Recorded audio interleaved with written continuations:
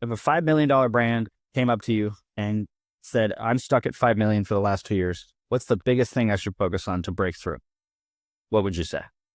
Okay, Launch new products, probably. I see a lot of brands that don't, they get comfortable with their revenue. Maybe it's more money than they've ever made in their lifetime. And they sit on their lofty cloud thinking like, I've made it. And they don't keep innovating. And then over time, that product is no longer relevant or whatever. I actually just had a call 2 days ago with a brand that I used to envy when I was a young mom and bought their baby stuff. And uh, not an Amazon company. And I was shocked. They've just not innovated for years, years, years. And now they're struggling and they need to dig themselves out. And they're like, have a hard time with what product to sell. So it's, I think you always have to have products in the pipeline.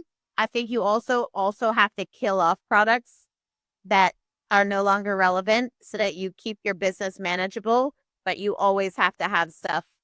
And a lot of those $5 million sellers that don't move or their business is declining, you find that they just didn't keep launching. Makes sense. We at Bullseye, we always say ABL, always be launching. That's what we tell our clients because we know that, look, as an agency standpoint, the worst thing we want is churn, right?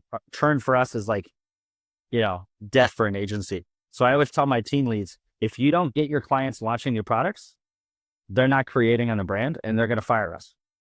And it actually happens. If they ride on those products, they're eventually, hey, we don't need you guys. We're just going to squeeze as much profit out of this thing as we can get. So always be launching for your clients. And that's been a big mantra for us. So Aaron, I have a feeling you have the same answer. Exactly the same answer. Actually, there's even like another look at it, Okay. which is do the thing that got you to 5 million. Yeah, you launch products. First, you get products. Great. Like you went from 0 to 5 million because you had no products. Now you have 2, 5, 10. Do that again. Like that's the mind-blowing piece about e-commerce is that if you do that one time, you can do it 100 times. Exactly. You can do it 1,000 times.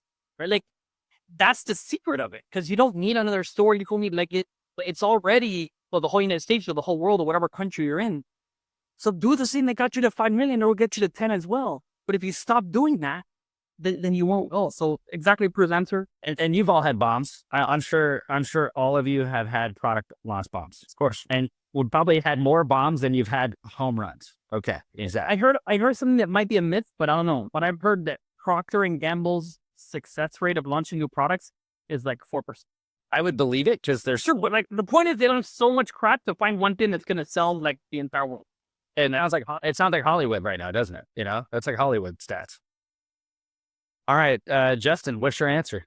Stuck in 5 million. Mine would be to change your marketing strategy.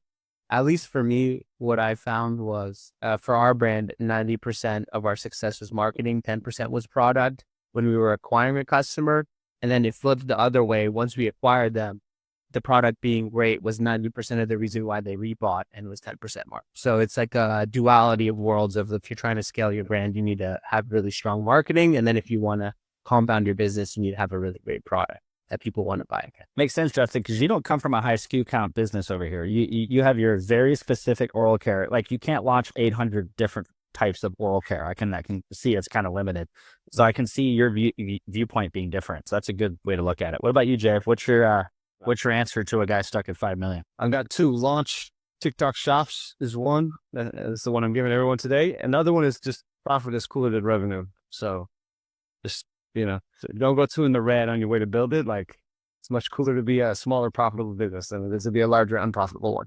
Well, and you cut out on the first thing you said. You said TikTok shop. I just want to make sure. Launch TikTok shops. That's it. Yeah, just get started. Just jump in, one product, one person, 1 hour a day. It doesn't matter. Like just start. Still the sort of gold rush, and it won't see soon. So my advice to everyone today is I'm very bullish on the platform. Still early to get in. For sure. Well, thank you so much, guys. You all did not have to be here. If I didn't bribe all of you, you wouldn't have arrived. So thank you so much for receiving my bribe and arriving today.